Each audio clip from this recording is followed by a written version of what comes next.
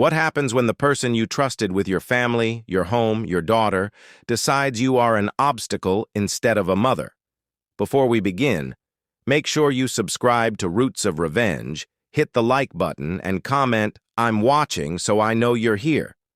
Because this story only gets darker, and you won't want to miss a second of it. The ballroom smelled like roses and champagne. 40 years of marriage. 4 decades of birthdays, holidays, arguments, reconciliations, shared dreams, shared disappointments. All wrapped into one glittering night with soft gold lights hanging from the ceiling like floating stars. I stood near the center of it all, holding a crystal flute filled with pale pink champagne, watching my husband laugh with our friends. I should have felt happy. Instead, something felt off. Not wrong in a dramatic way, just quiet wrong, like when the air gets too still before a storm. My daughter Emma was across the room, talking to her husband, Ryan. Ryan, tall, polished, always smiling in that way that never reached his eyes. He was perfect on paper, good job, good manners, always helpful, too helpful. When he noticed me looking at him, he raised his glass and smiled. "Congratulations again," he mouthed. I nodded, but my stomach tightened. I don't know how to explain it. Call it instinct, intuition, or the kind of quiet awareness women develop after surviving too many things, but something about the way he looked at me felt measured. Like I wasn't a person. I was a variable. The music swelled. Someone tapped a spoon against a glass.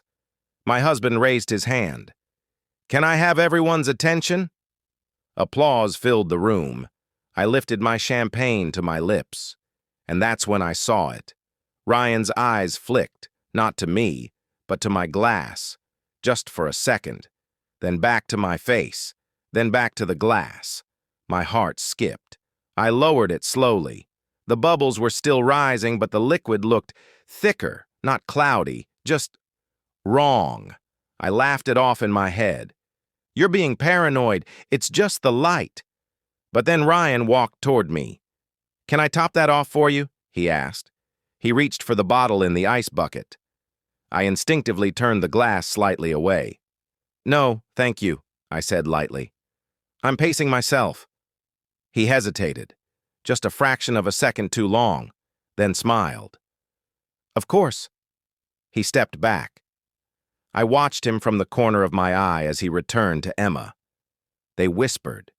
He leaned down and said something to her that made her stiffen. Then she glanced at me, not warmly, not lovingly.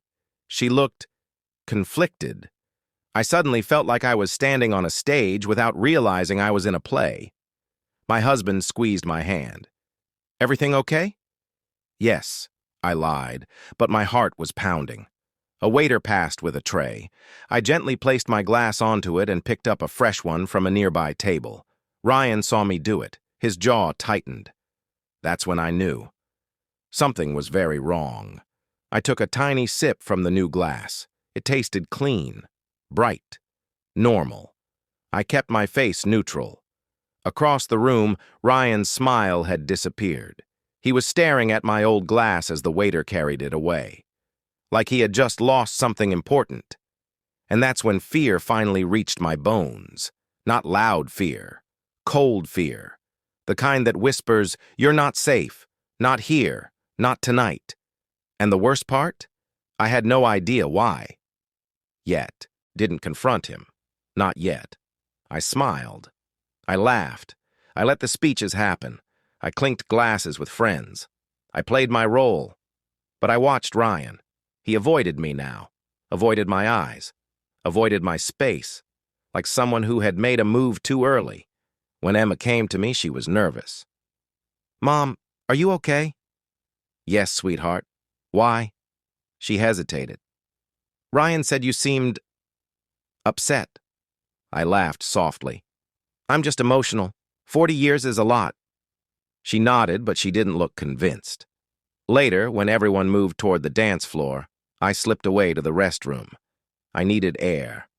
I leaned over the sink, gripping the marble. What if you're wrong? What if you're imagining it? What if you're ruining a beautiful night with paranoia? I splashed water on my face, and then my phone vibrated. Unknown number. A text. Don't drink anything tonight. My blood turned to ice. Another message. He doesn't know I warned you. I stared at the screen. Who is this? My fingers hovered. Before I could reply, the typing bubble appeared. Ask Emma about the money. My heart pounded. What money? I walked back into the ballroom like a ghost. I found Emma near the balcony. Can we talk? I asked. Her face paled. We stepped outside into the cool night air. What money? I asked quietly. Her eyes filled with tears. He told me you were hiding money from us, she whispered, that you were trying to cut us out of the will. My chest tightened. What? He said you hated him, she continued, that you were trying to turn me against him. I shook my head. Emma, I have never done that. She looked torn in half. He said you were dangerous. The word hurt more than I expected. Dangerous. Did he ever tell you why? I asked. She hesitated. He said you were capable of anything when you felt threatened. I swallowed.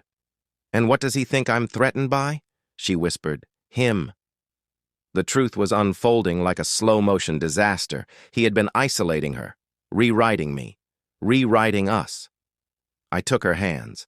Sweetheart, I think he tried to drug me tonight. Her breath caught. What? I switched glasses. Her face went white. That's not funny. I know. She looked back through the glass doors at Ryan laughing with my husband.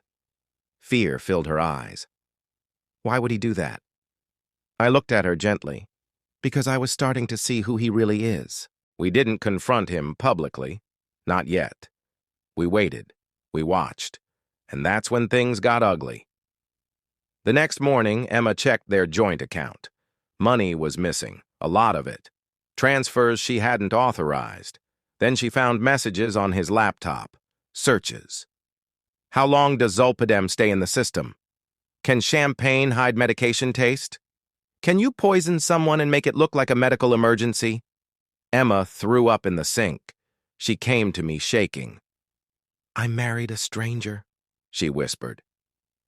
We took everything to the police. They were calm, methodical. They tested the glass from the waiter's tray. It contained a sedative. Not enough to kill.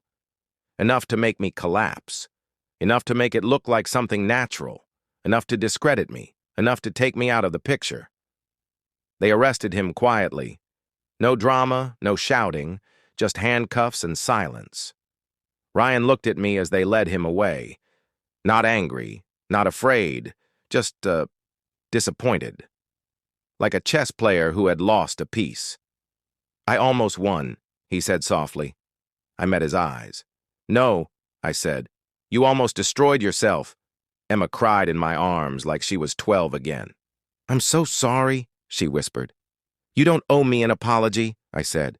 You owe yourself a better life. The story spread.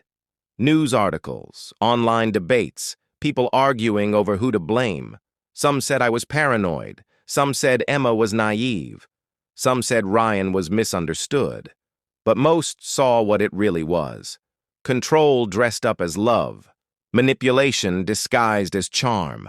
Predators don't always roar. Sometimes they whisper. Sometimes they smile. Sometimes they pour the drink themselves. So tell me, what do you think? Was it paranoia or instinct?